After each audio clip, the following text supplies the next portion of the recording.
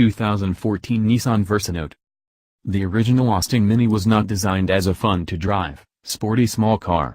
Its go-kart-like handling and general chuckability were an unintended byproduct of essential aspects of its design.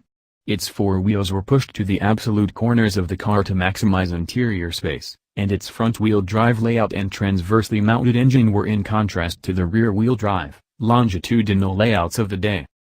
The result was a highly economical car with space for four and some luggage that just happened to be an absolute hoot to drive. Nissan has followed a similar path in the design of its Versanote, which strives to provide a maximum amount of space and efficiency in a minimal footprint. On this front, it's successful. First, we must salute Nissan for departing from the styling of the malformed kidney bean it calls the Versa sedan. The Versanote is a fashionably conservative design that neither offends nor excites. The front fascia is arguably its most conservative point, with high-mounted headlights and a sharper, cleaner version of Nissan's Familio grille. The tail, with its funky I-don't-know-what-shape IM taillights, contributes most of the car's flair.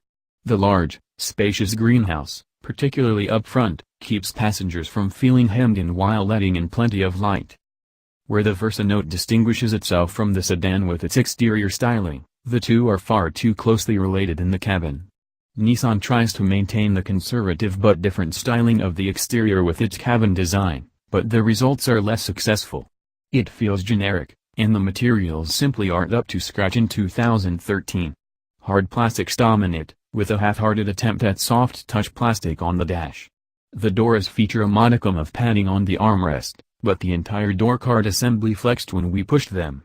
In fact, the poor interior is easily one of the biggest knocks against the Versanote. The reality of the subcompact market is that cabins are getting better. Look no further than the Ford Fiesta Titanium, and Nissan is not competing. We'd rather have a shortage of room and a clean, modern cabin than 100 cubic feet of black plastic. There are others, though, who likely would disagree, as the Versa has traditionally sold well based on the value of its class-leading interior volume rather than its choice of materials. We aren't exaggerating, the backseat of the Versanote is enormous, with just over 2 inches more legroom than the midsize, rear-wheel drive Infiniti M luxury sedan. It's comfortable back there, too, with a nicely cushioned bench that avoids the penalty box feel of some competitors. In fact, the Versanote is actually classified by the EPA as a compact, despite its footprint and price being more in line with subcompacts. The EPA's notoriously wonky classification system categorizes a car based on interior volume, which is why the Versanote is in the same EPA class as a Bentley Continental GT. Trunk space is ample too, with a very generous 18.8 cubic feet available when the rear seats are up and 38.8 cubic feet with when the split-fold seats are down. From behind the wheel, visibility in the Note is quite good.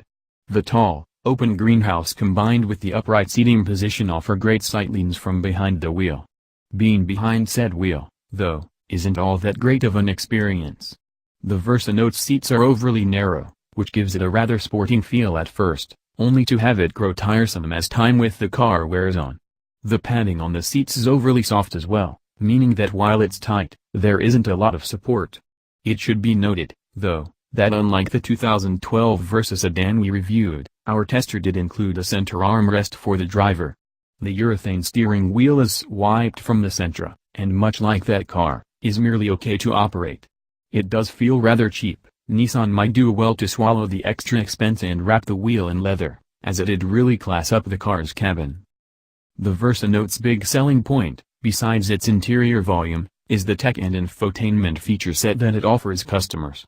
A backup camera isn't an unusual feature nowadays, but Nissan's Around View monitor, which takes the feeds from 4 different cameras and projects a 360-degree overhead image onto the infotainment screen, is positively aristocratic in the world of subcompacts.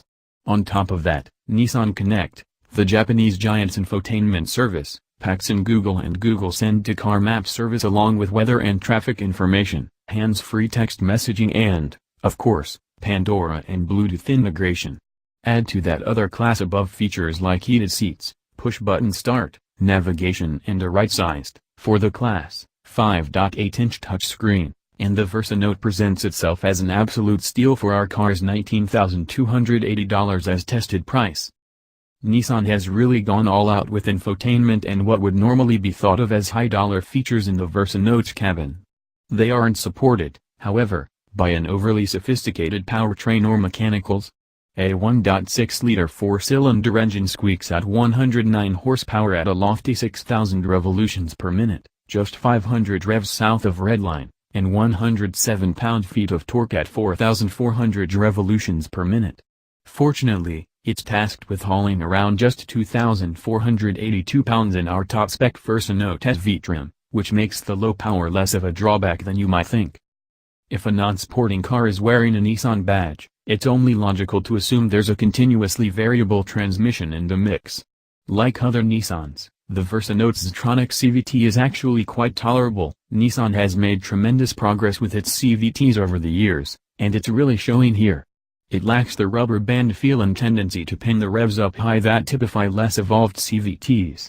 The pairing of the small engine and belt-driven transmission contributes to an impressive 31 miles per gallon in the city and 40 miles per gallon on the highway. Immediately apparent on the first turn of the wheel is that the Versanote is not a sporting small hatch like a Mazda 2 or Honda Fit Sport, the two best driver's cars in this class. The steering is electric, and not particularly communicative, either on center or mid-turn. It's rather low effort, and while we prefer a bit of heft in our steering, Nissan has done a good job making the tiller feel light without feeling overboosted. Striking this balance really contributes to a small car's sense of mild tossability and agility. Paired with a relaxed throttle response, the Versanote is an easy car to drive smoothly. The accelerator is predictable and linear in its action, making dialing in just the right amount of thrust rather easy. Remember what we were saying about Nissan splurging on the cabin tech and skimping on the mechanicals? The brakes are the biggest offender, with 10-inch front rotors and 8-inch rear drums. Don't let the antique rear hardware scare you, though, as our experience with the Versanote's brakes proved to be largely positive. Thanks to electronic brake force distribution, working the stop pedal is a confidence-inspiring experience. The brakes are predictable and easy to modulate, which in today's world will always be preferable to some cutting-edge tech that hasn't been perfected. They may not look like much, but these brakes are just fine.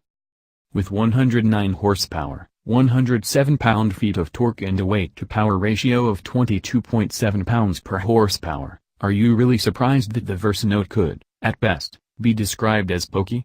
There's not a lot of grunt to work with here, but that's actually okay, as the 1.6-liter engine feels smooth, and so long as you don't punish it, it will still return adequate fuel economy. Mid-range torque is actually somewhat potent, and while we had to get aggressive with the gas pedal, we rarely found ourselves in a situation where we couldn't produce the required amount of power, provided we planned properly. As we mentioned above, Nissan has really figured this CVT thing out, building a transmission that is smooth, predictable and won't kick the revs up any higher than is necessary. It's not annoying, which might be the biggest compliment we can give a CVT. While there's nothing overly wrong with the power on offer, the oral byproduct of that grunt is buzzy and rather unpleasant. It's not too pronounced, but when you really get into the accelerator, a thirsty noise rears its head and enters the cabin. Drive reasonably, though, and the noise is rarely disruptive to the driving experience. Road noise from impacts is what we'd call average, and there is some tire roar depending on the kind of road surface you're traveling down, but wind noise was nicely sorted. With independent struts up front and a torsion beam suspension in back paired with 16-inch alloys wrapped in low rolling resistance, 195/55R16 Bridgestone Ecopia EP422 tires, the Versanote is a dullard in the corners compared to its hotter competitors. There's nothing particularly offensive about its handling, body roll is present, but doesn't make for a disruptive or unstable experience. It's a similar story with dive-under braking. The overall sense of feedback through the seat is there, but requires a bit of concentration to really notice. The fact that this car isn't a corner carver isn't shocking, but neither is the fact that the Versanote's ride is quite nice for its class.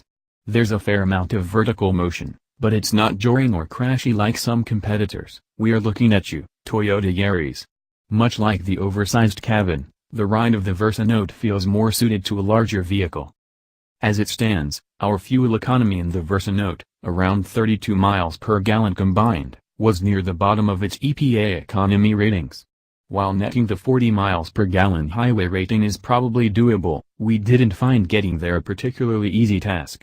We'll happily split the blame for that between your author's somewhat aggressive throttle use and the car's own shortcomings. The Versanote's powertrain is just fine and feels ideally suited to the car's size, but we'd love to see Nissan really push and do more with its powertrain technology. While adding features like stop-start and active aerodynamics to the Versanote will add to its price, being able to brag about best-in-class fuel economy, a title held among gas-powered cars by Ford's 3-cylinder, turbocharged Fiesta and its 45-mile-per-gallon rating, is worth its weight in gold. While our Versanote was loaded, it's possible to order the basic car for under $14,000, which is an absolute bargain based just on the cabin space it offers. That car is called the Versanote 1.6s. The next trim, the 1.6s Plus, bumps the price to $15,240, while our top-spec 1.6s V starts at $15,990. To get all of the goodies like surround view, navigation and heated seats, though, you'll need both the SL's package, $1,700, and the SL Tech package, $800. Those two packs bump the price to $18,490, although there are no other factory-installed options after that. Add on our Tester $790 destination and handling charge, and you're looking at an as-tested price for our test car of $19,280. Now, by a fun coincidence, this review was preceded by Seth Mearsma's piece on the Ford Fiesta Titanium yesterday. Directionally, note shoppers might want to have a look at the Fiesta, as it avoids a number of complaints we have with the Versa. But before we get to the bad, it's important to note, yuck, that the Nissan is hardly defenseless in this fight. It's lighter and more fuel efficient than the Fiesta, which only returns 27 city mpg and 38 highway mpg. They start around the same price, $14,000, but even with the titanium trim coming in at $18,800, Mearsma's Tester was over $20,000 with navigation. The Versa's load of tech is the better bargain. It makes up for this with a modicum more power and torque, 120 horsepower and 112 pounds-to-foot, a far more cosseting ride and a cabin that blows the Versanote's hard plastic interior out of the water. If it's the latter two things you value, the Fiesta might be your cup of tea. Coming back to the original Austin Mini, the Versanote follows the Mini's brief, but takes its formula to extremes, and conjures up a decidedly different character that focuses on space, technology and optional goodies.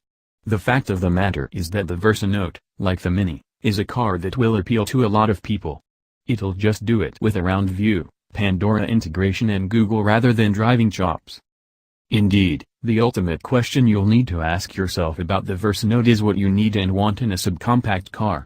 If you value the absolute maximum amount of space for the very least amount of money, the Nissan will serve you very well. It's the same story if a car's infotainment systems are high on your priorities list. Nissan has done an excellent job of fitting the Versanote with class-exclusive features that will make a driver's time behind the wheel easier and less stressful. But if you want to have fun while driving each day or value a high-quality cabin, you'll be better served by a Mazda 2/Honda Fit Sport or a Ford Fiesta, respectively. Still, the value-for-money proposition that is the Versanote makes for a solid competitor in an increasingly tough class of cars.